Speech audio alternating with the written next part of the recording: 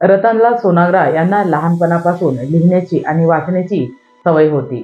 त्यामधूनच एक चांगला लेखक घडत गेला आणि रतनलाल सोनाग्रा हे त्यामधून नाटके, पुस्तकं लिहित गेली. चळवळीचा प्रवास सुरू झाला म्हणून सोनाग्रा हे नाव साहित्यातील किंवा महाराष्ट्रातल्या सामाजिक चळवळीचे चांगले परिचयाचे आहे. जय भीम सर, नमो बुद्धाय. लेखक सोनाग्रा हे सगळ्या लोकांना परिचित आहेत, पण त्यांचा प्रवास कधी आणि कसा सुरू झाला मे बी हे लोकांना माहिती नाही आहे. तर तुमच्या चळवळीमध्ये कधीपासून तुम्ही सहभागी झालात, काय सांगाल? माझा जन्म अहमदनगर येथे. हे शहर जे आहे हे इतिहासकालीन शहर आहे. म्हणजे त्या ठिकाणी चांदबिबी आणि मुराद यांचं युद्ध झालेलं आहे. तिथे भुईकोट किल्ला आहे आणि त्याच ठिकाणी औरंगजेब यांचंही शेवट नगरला झाला आणि तिथून त्यांचं शव हे औरंगाबादला नेण्यात आलं आणि तिथे समाधी झाली. तेव्हा असं एक ऐतिहासिक शहर आहे. त्यापैकी आणखीन महत्त्वाची घटना म्हणजे या ऐतिहासिक शहराला स्वातंत्र्य चळवळीचाही मोठा इतिहास आहे. काँग्रेसच्या काळात ज्या मोठ्या नेत्यांनी या ठिकाणी काम केलं त्याच्यामध्ये रावसाहेब पटवर्धन, अच्युतराव पटवर्धन ही नावं फार प्रसिद्ध आहेत. आमचे नगरचे भाऊसाहेब फिरोदिया हे सभापती देखील होते मुंबई असेंब्लीची. त्याचप्रमाणे जेव्हा काँग्रेसचं मोठं आंदोलन झालं त्यावेळी काँग्रेसच्या सर्व नेत्यांना नगरमध्ये बंदीगृहात ठेवण्यात आलं होतं. ज्या किल्ल्याचं ऐतिहासिक भुईकोट किल्ला म्हणून आपण उल्लेख करतो त्याच ठिकाणी या सर्व नेत्यांना कैदेत ठेवण्यात आलं होतं. त्यामध्ये मौलाना आझाद, पंडित जवाहरलाल नेहरू, त्याचप्रमाणे आचार्य नरेंद्र देव अशा प्रकारची सर्व मंडळी या किल्ल्यामध्ये कैदेत होती. आणि याच किल्ल्यामध्ये पंडित जवाहरलाल नेहरू यांनी डिस्कवरी ऑफ इंडिया हा ग्रंथ लिहिला. तेव्हा त्याला एक फार मोठं ग्रंथालयाच्या दृष्टीनं, ग्रंथ निर्मितीच्या दृष्टीनं मोठं त्याला महत्त्व आहे. याच नगर शहरामध्ये त्या याच्या काळात, कारावासाच्या काळात मौलाना आझाद यांनी देखील गुबारे खातीर नावाचा ग्रंथ लिहिला. आणखीन आश्चर्याची गोष्ट म्हणजे की बाबासाहेब आंबेडकर नगरला 4 वेळेला येऊन गेले. त्यात त्यांनी थॉट्स ऑन पाकिस्तान हा ग्रंथ आहे तो नगरमध्येच लिहिला. रावसाहेब पटवर्धन यांचा मळा होता आणि त्या मळ्यामध्ये एक बंगला आहे. त्या बंगल्यामध्ये त्यांनी ते थॉट्स ऑन पाकिस्तान लिहिलं. त्यामुळे साहित्य, इतिहास, नेते, चळवळी यामध्ये नगर फार अग्रेसर होतं. आणि अशा एका शहरामध्ये माझा जन्म झाला. आता माहिती की सामान्यतः दलित कुटुंबियामध्ये जन्मलेल्याची स्थिती काही फारशी चांगली नसते. परिश्रम करणं, काम करणं आणि कामातून जगणं एवढंच महत्त्वाचं आहे. जगण्यासाठी काम करीत राहणे. तेव्हा माझे वडील हे काही काळानंतर मिलिटरीमध्ये कामाला लागले. त्यांचं काम होतं की ज्या मिलिटरीच्या गाड्या आहेत त्याच्या ताडपत्र्या, त्याचे कव्हर्स बनवणं, अशा प्रकारचं ज्याला आपण अपोस्ट्री इंग्लिशमध्ये म्हणतात, अपहोल्स्टर म्हणजे कुशन काम करणं, अशा प्रकारचं ते काम होतं आणि ते करीत होते. आमच्या नगरमध्ये ख्रिश्चन मिशनरीचं देखील स्थान आहे. कारण त्या काळात बरीच मंडळी, दलित मंडळी ही ख्रिश्चन झालेली होती आणि त्यांच्यामध्ये एक विविध होती. त्यांनी काही शाळा काढल्या होत्या आणि आपल्याला माहिती आहे की नगरमध्ये एक ट्रेनिंग स्कूल होतं. त्याच्यामध्ये सावित्रीबाई फुले यांचं देखील शिक्षण झालेलं आहे. त्यामुळे नगर हे असं एक बहुविध आणि सर्व धर्म समभावाचं असलेलं एक शहर आहे. यामध्ये विणकर मंडळीसुद्धा खूप होती. म्हणजे जवळजवळ प्रत्येक वर्ग जो आहे हा 1/4 आहे.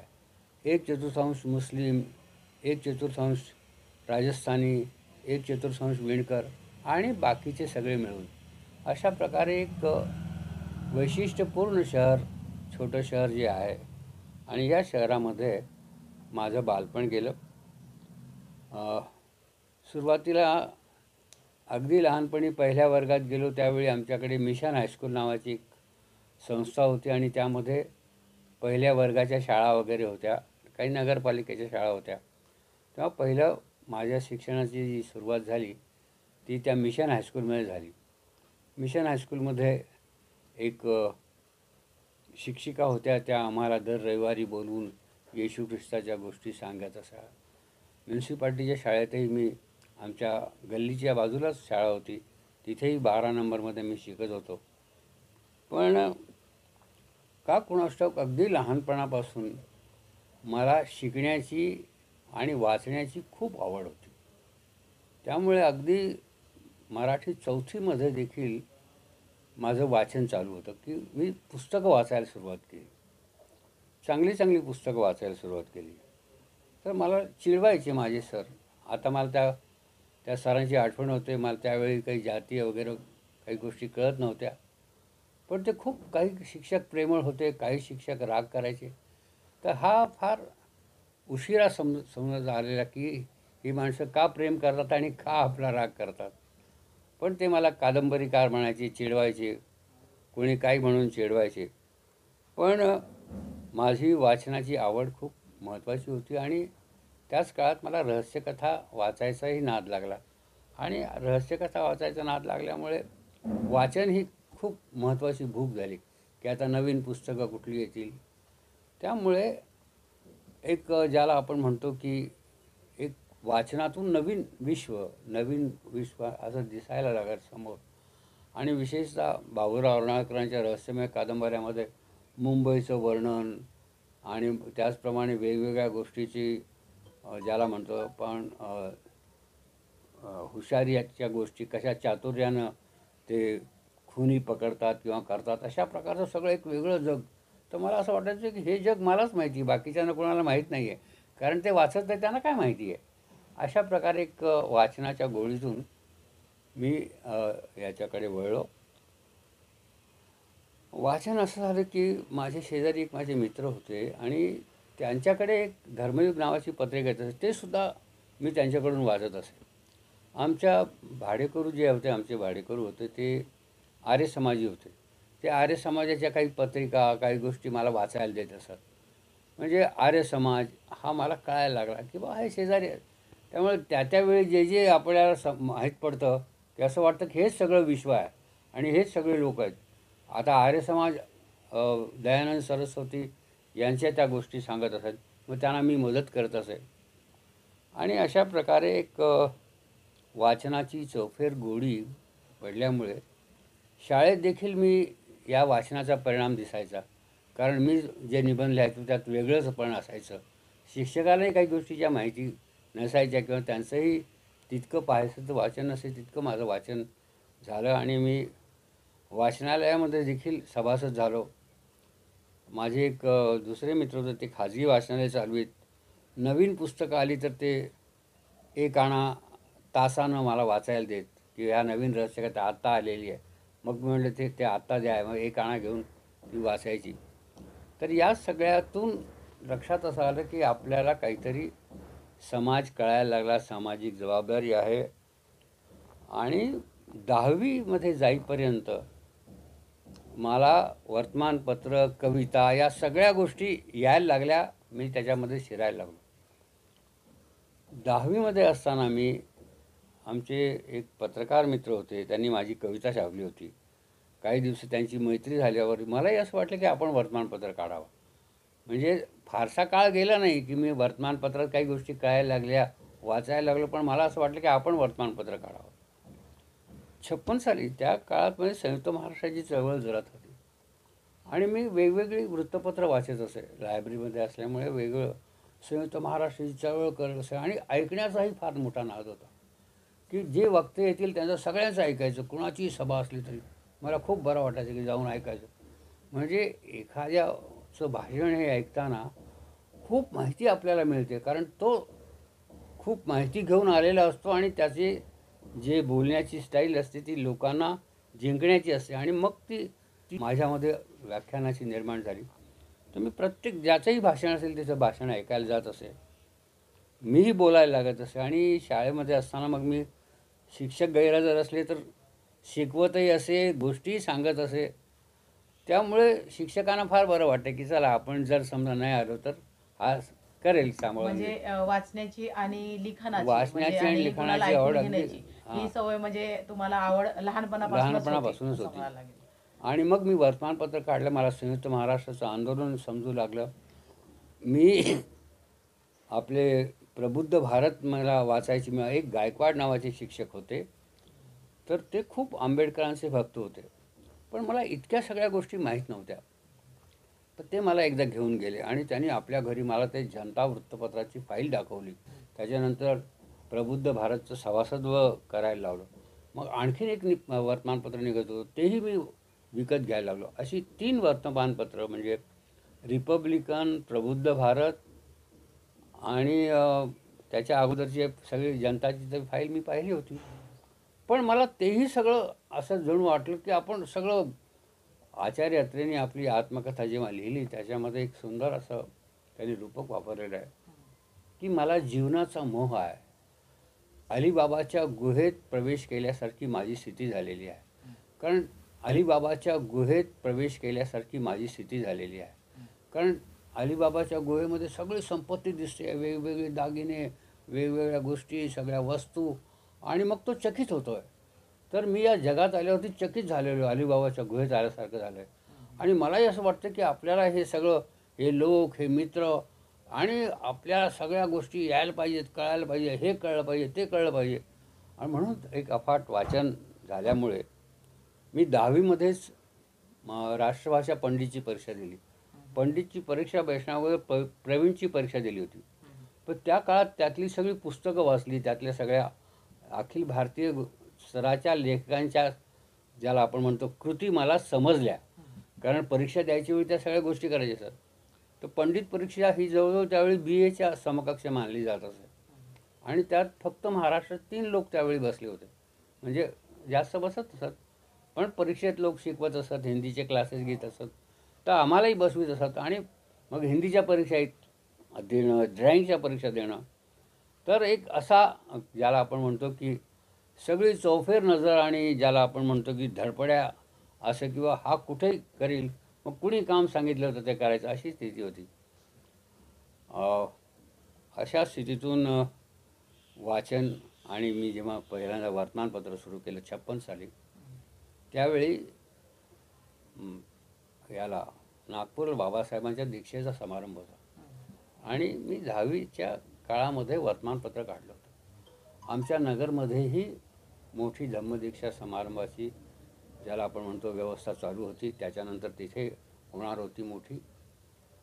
माझी एक परिचित होतो भैया पांडे, तो सगळ्यांचा खूप मैत्री करणारा मनुष्य. खरं म्हणजे त्याचा स्टुडिओ होता आणि त्या स्टुडिओमध्ये त्यांनी एक मोठं बुद्धाचं पोर्ट्रेट तयार केलं होतं की त्या धम्मदीक्षेच्या दिवशी ते स्टेजवर लावायचं होतं. तर त्यांचीही माझी अगदी चांगली ओळख. मग प्रत्येक गोष्ट मला कळायला लागली किंवा इथे धर्मदीक्षा आहेत. मग कळलं की बा आनंद कौशल्याने येणार आहे. मी हिंदीची पुस्तकं वाचत असल्यामुळे आनंद कौशल्याने हे फार मोठे लेखक आहेत, मग त्यांना आपण भेटलं पाहिजे. मग त्यांचा मुक्काम नगरला होता. त्यांना भेटायला गेलो. कोण हे करते तर दादासाहेब ग्रुप होते करता. मग त्यांना भेटलो की मला आनंद कौशल्यांची भेट घालून द्या. त्यांनी माझी भेट घालून दिली. कौशल्यान फार खुश झाले. माझा एक चित्रकार मित्र माझ्याबरोबर होता. त्यांनी कौशल्यांचं सुंदर चित्र काढलं, त्यांची सही घेतली, त्यांना फार आवडली. आणि अशा प्रकारे त्या 10वीच्या काळामध्ये मी पहिलं माझं वर्तमानपत्र काढलं माझ्या एका मित्राच्या नावावरती. त्याचं नाव लक्ष्मीनारायण रोहिवाल. तो माझा शेजारी होता. पण माझं वय नव्हतं, कारण माझ्या नावावर डिक्लेरेशन मिळणार नव्हतं वर्तमानपत्राचं. मग त्याच्या नावावरती मी डिक्लेरेशन घेतलं. आणि आता त्याला काय माहिती, तू सांगशील ते करतो म्हणून त्याने सह्या केल्या आणि ते डिक्लेरेशन मिळालं. तर मी त्याचं नाव प्रमोद ठेवलं, कारण प्रमोद हा एक माझा मित्रही होता.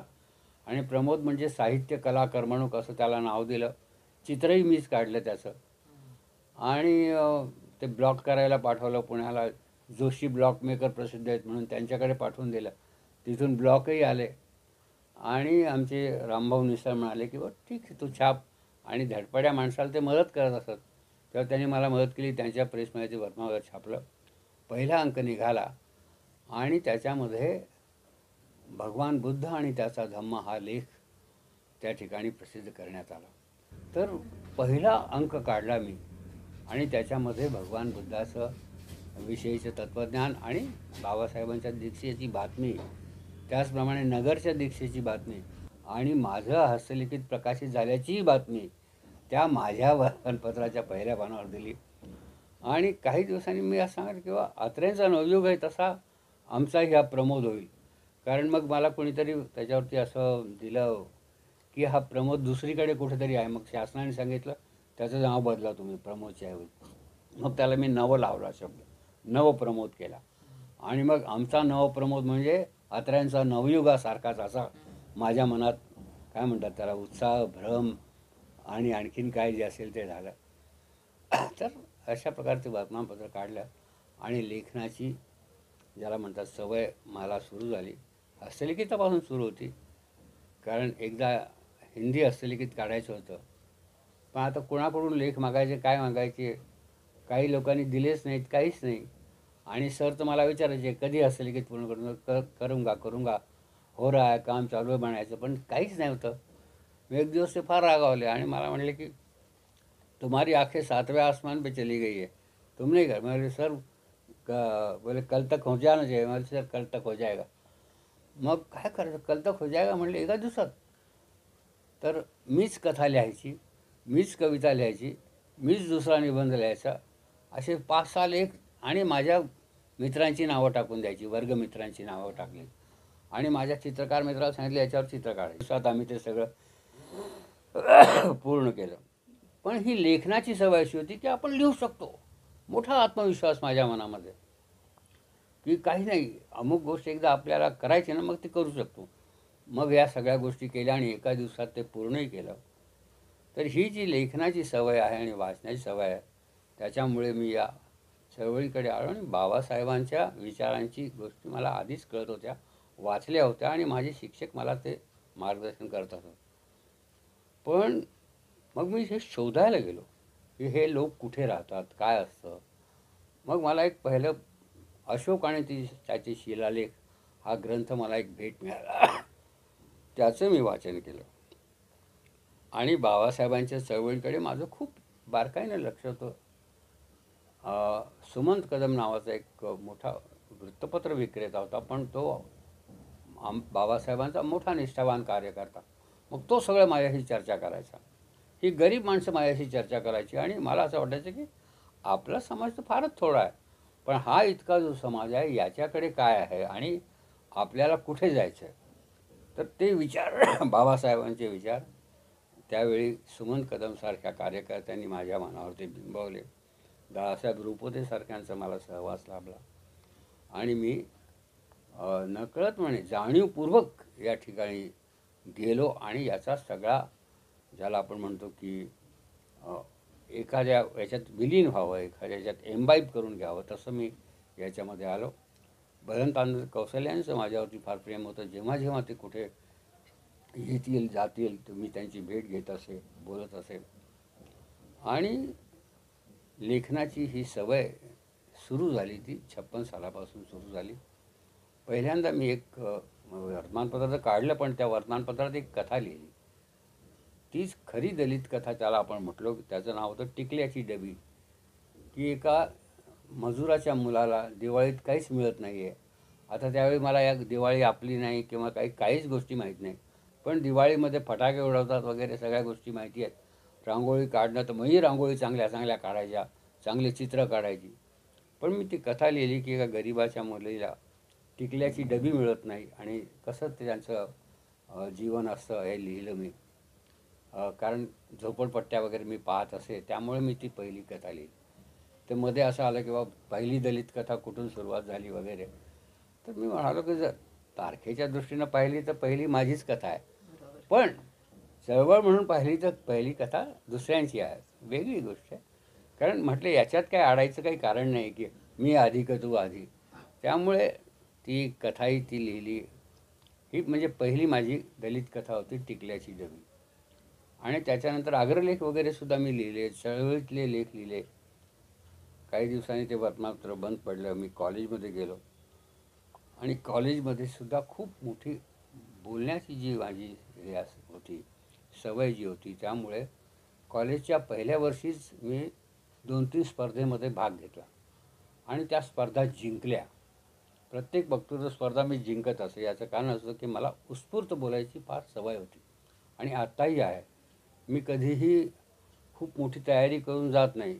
माझे विचार सतत चालू असतात, पण एखाद्या गोष्टीमुळे भाषण करायचं असेल तर उत्स्फूर्त आपण काय करू शकतो हे फार महत्त्वाचं आहे. त्यामुळे बाकीचे मी विद्यार्थी पाहिले की ते पाठ करून वाचत असत. मी पाठ करत नसे. मी ठरवत असे की बा हे सगळं बोलल्यावरती आपल्याला काय करायचं. तर त्यामुळे या बोलण्याच्या प्रभावामुळे कॉलेजमध्ये देखील मला खूप, ज्याला म्हणतात की, प्रसिद्धी मिळाली. मी निवडूनही आलो, कॉलेजचा डिबेटिंग सेक्रेटरी झालो आणि ती मंडळी खूप प्रेमळ मला कॉलेजच्या जीवनात मिळाली. त्यामुळे माझं लेखन हे सुरू झालं. लेखन जास्त नव्हतं, चळवळच होती. काही कविता करीत असे. पहिला एक कविता संग्रह आमच्या कॉलेज जीवनात साध नावाचा प्रकाशित झाला. त्यात माझ्या 2 कविता होत्या. पण लेखन, वाचन या सगळ्या याच्यामुळे कॉलेजच्या जीवनामध्ये देखील चळवळीमुळे मी या लेखनाकडे वळलेलो आहे. म्हणजे मला असं वाटलं होतं की प्रत्येक गोष्ट जी आपली करायची ते हे जग बदलण्यासाठी करायची आणि त्याच्यामध्ये मी खूप वाचन, ज्याला मी म्हटलं खरंच आपल्याला की इतक्या सुरुवातीला मी वोल्गा ते गंगा राहुल सांकृत यांचा ग्रंथ वाचला. त्यांचे सगळे ग्रंथ मिळवून वाचायचा प्रयत्न केला. सगळ्या पुरोगामी लेखकांची पुस्तकं वाचली. यशपालचे सगळं साहित्य वाचलं. ज्या काळात कल्पनासुद्धा विद्यार्थ्यांना येऊ शकत नाही की बा असं इतकं कोणी वाचावं, तर त्याही काळात मी जवळजवळ 1200 पानाची त्यांची कादंबरी मिळवून वाचली. तर यामुळे प्रत्येक गोष्टीमध्ये मला असं वाटायचं की आपण भाषण असो, वक्तृत्व असो, लेखन असो, ज्या काही गोष्टीतून आपल्याला आपल्या विचारांचा भाग करता येईल, एक समाजवादी समाज रचना, समतेची समाज रचना काय करता येईल याची मला खूप, ज्याला आपण म्हणतो, स्वप्न पडायची आणि मला असं वाटायचं की हे जग आपणच बदलू, आपल्या समोरच हे बदलणार आहे. आणि त्याकरता मी सातत्यानं अक्षरशः वेडापिसा होऊन या प्रत्येक गोष्टी, म्हणजे बोलण्याची संधी म्हणजे लोक बदलण्याची संधी, लिहिण्याची संधी म्हणजे आपले विचार लोकांच्यापर्यंत जाण्याची संधी, या प्रत्येक गोष्टीचा उपयोग मी करीत असे. तर चळवळ तुम्ही लिखाणातून, साहित्यातून, पेपराच्या द्वारे तर तुम्ही चळवळ केलीच, पण हे करताना तुम्हाला कधी काही अडचणी आल्यात का? किंवा काही तेव्हा तर असं लिहिणारं किंवा नाही, लिखाण खरोखर नव्हतं. अडचणी तर या सातत्यानंच येणार. कारण शेवटी तुम्ही काहीतरी बदलायला निघालात ना, तुम्ही काही नवीन करायला निघालात आणि तुम्ही नवीन करायला निघालात की ताबडतोबीनं लोक तुमच्या विरुद्ध किंवा बाकीच्या गोष्टी करतील. आपल्याला माहिती आहे की संयुक्त महाराष्ट्राच्या चळवळीमध्ये आचार्यात्री फार कठोर टीका करायची काँग्रेसच्या नेत्यावरती आणि मला ते खूप आवडायचं. वा वा वा सगळं. आणि मी देखील टीका करायला लागलो. मी देखील माझ्या वर्तमानपत्रात लिहिलं. म्हणजे आश्चर्य असं वाटेल की अत्र्यांचा माझ्यावर इतका प्रभाव पडला की माझं अक्षर देखील त्यांच्यासारखं झालं. म्हणजे लिहिताना त्यांची स्टाईल जी होती त्याच स्टाईलने मी लिहायला लागलो. तर त्या काळात माझ्या वर्तमानपत्रात मोठी टीका आली की त्यातला एक भाग तुम्हाला सांगतो की संयुक्त महाराष्ट्राच्या चळवळीमध्ये मी R.K. खाडीलकरांचं भाषण ऐकलं. मला त्यांचं भाषण आवडलं. त्यात ते म्हणाले होते की एका शेक्सपियरच्या नाटकातलं एक असं वाक्य आहे की त्याच्यामध्ये ते मॅकबेथमध्ये काहीतरी खून करतात आणि त्याच्यात ते म्हणतो की तुमच्या हाताला जे लागलेले रक्ताचे डाग आहेत ते अत्तराचा समुद्र जरी केला तरी त्याच्यानं धुतले जाणार नाही, असं त्या नाटकातलं वाक्य आहे. आणि ते त्यांनी म्हटलं होतं की संयुक्त महाराष्ट्राच्या लढ्यात 105 हुतात्म्याचे रक्ताचे डाग जर अत्तराचा समुद्र केला तरी काँग्रेसवाल्याच्या हातातून जाणार नाही, हे त्यांनी वाक्य उच्चारलं. मला ते फार आवडलं. म्हणून मी शीर्षकातच माझ्या बातमीच्या हे शीर्षक दिलं की अत्तराच्या समुद्रात हात धुतले तरी काँग्रेसवाल्यांच्या हाताची दुर्गंधी जाणार नाही. हे माझी वाक्य तिथं टाकली आणि अग्रलेख लिहिला. आता हे झाल्यावरती घोटाळा, सगळे वाचायला लागले. कारण त्यावेळी विरोधी पक्षात कुणीच नव्हतं. सगळे काँग्रेसच्याच बाजूचे होते आणि मलाही काही फारसं माहिती असं नाही आहे, पण मी आपल्या या प्रवाहात आलो होतो. पण तुम्हाला मी आधी सांगितलं की माझं वय नसल्यामुळे माझं नाव वर्तमानपत्रात संपादक म्हणून नव्हतं, माझ्या मित्राचं होतं. तो मारवाडी व्यापारी होता. मग सगळे लोक त्याच्याकडे गेले की तुझ्या वर्तमानपत्रात हे काय अत्तराच्या समुद्रात. तर त्याचा बापही घाबरला की हे काय भानगड आहे, आपला पोरगा दुकानावर काम करायच्याऐवजी पेपर कुठला काढायला लागला. तर त्याला फार त्रास झाला. मग त्याला सांगितलं, त्याला म्हणले अरे आपण मारवाडी लोक, आपल्याला काय घेणं देणं आहे संयुक्त महाराष्ट्राचं, कशाला तुझा पोरगा हा करतो, त्या अमुक अमुकच्या म्हणजे माझा जातीयवादी उल्लेख करून त्याच्या नादी लागला आहे तो, त्याला थांबवा आवरा. त्याने ते बापाने त्याला प्रतिरोध केला. आणि आता काही दिवसांनी चळवळ झाली संयुक्त महाराष्ट्राच्या सगळ्या भाषेत. पुढे ते काही वर्तमानपत्र जास्त दिवस चालू शकले नाही, पण तरीही जवळजवळ काही महिने आम्ही चालवलं निवडणुकीच्या काळामध्ये. पहिल्यांदा BC कांबळे आमच्या भागात उभे राहायला आले तर निवडणुकीच्या काळात संयुक्त महाराष्ट्राच्या लढ्यामध्ये. तर त्यांचं चरित्र लोकांना कल्पनाच नाही ना, तर वर्तमानपत्र कोणाचंच नाही महाराष्ट्राच्या बाजूला कोण. तर मग दादासाहेब रुपवतांना मी लिहायला सांगितलं त्यांचा परिचय. मग त्यांनी लिहिला, तो मी छापला आणि सगळीकडे वाटला. आणि खूप काँग्रेसवरती टीका करत असे. आता एकीकडे BC कांबळे, दुसरीकडे भैयासाहेब आंबेडकर आणि माझंच एक वर्तमानपत्र की ज्याच्यामध्ये ही सगळी माणसं लिहायची. पण ते वर्तमानपत्र काही दिवस चळवळीनंतर संपलं.